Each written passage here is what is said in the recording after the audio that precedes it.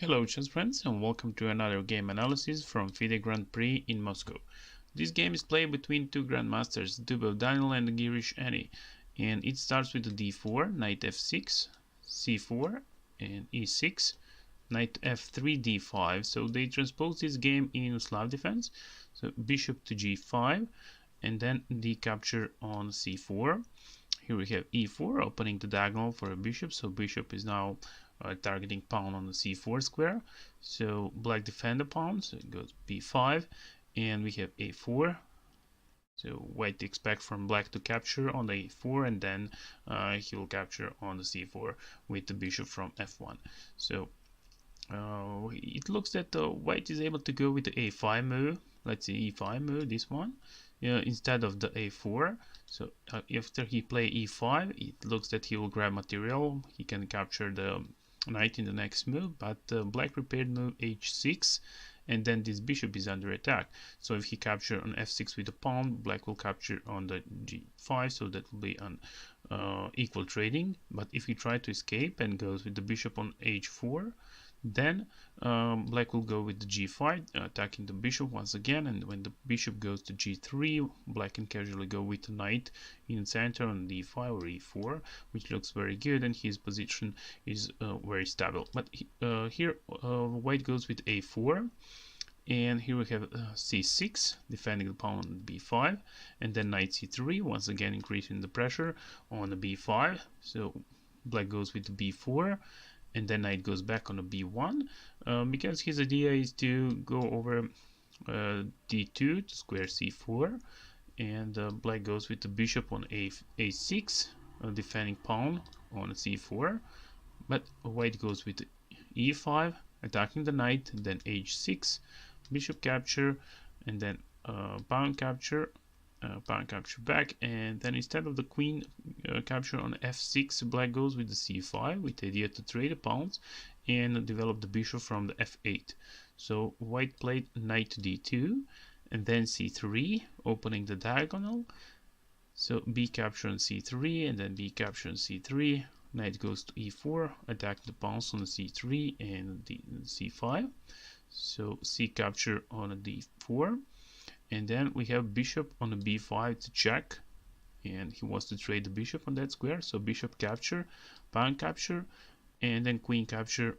No, so sorry, queen goes to d5, and then queen is controlling the pawn on the d4. Also threat to capture on b5 or capture on the e4. So white played queen capture on d4, and then queen capture on a b5. Knight capture on c3, attacking the queen once again. But here black recognized that some dark squares are weak around the white king, and he played bishop to b4, which will pin the knight on the c3, and in the future he can increase the pressure on that knight and capture it. So white here play one very exciting move. He surprised everyone with that, because there's no pawn on the square d2, c2 or b2, which looks very bad for him. But he played castle, and that castle is on the long side, so he played long castle, and yeah, that looks very interesting, because no pawns on these three squares in front of the king, so that can be very risky.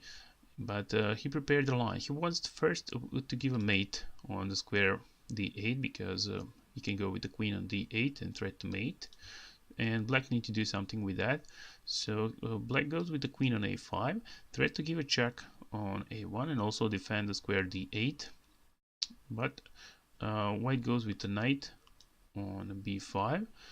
Right now black is not able to capture the knight on the square b5 because of mate threat on the d8, and also knight is controlling a3 square, so no checks on the square a3.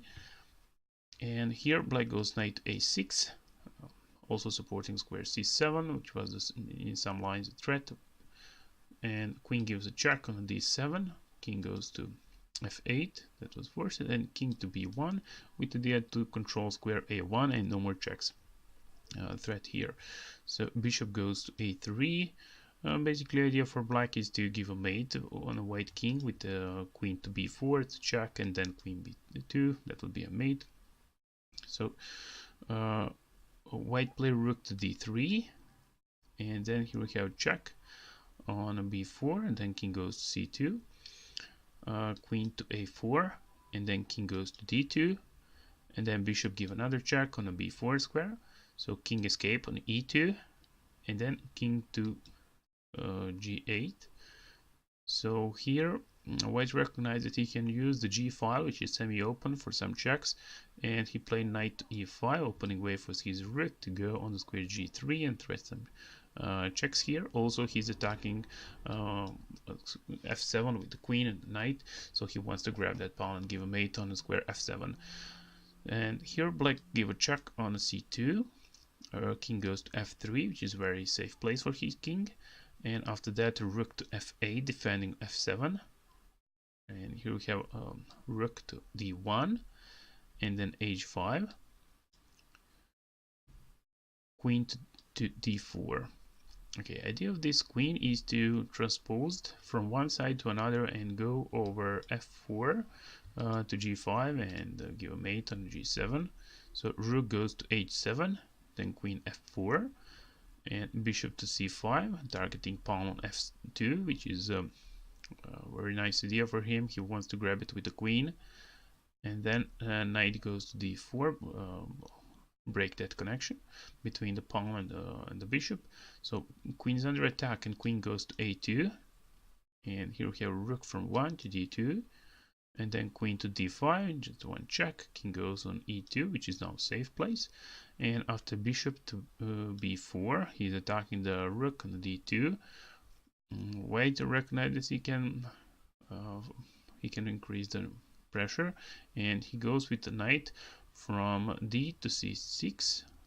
Basically, idea of that move is to first attack the bishop on the b4, but if that bishop capture on d2, then he can give a check here. So if the bishop capture, let's see that, he can give a check on e7, it's a check to king, and queen is under attack, so that will be a double attack. And after that move, he played queen to c5, defending the bishop, and then knight to e7, which is a check. And yeah, after that move he played Giri played king in the corner on h8 square, and when he played that move he resigned because there's a forced mate in 3 moves. So let's see that mate.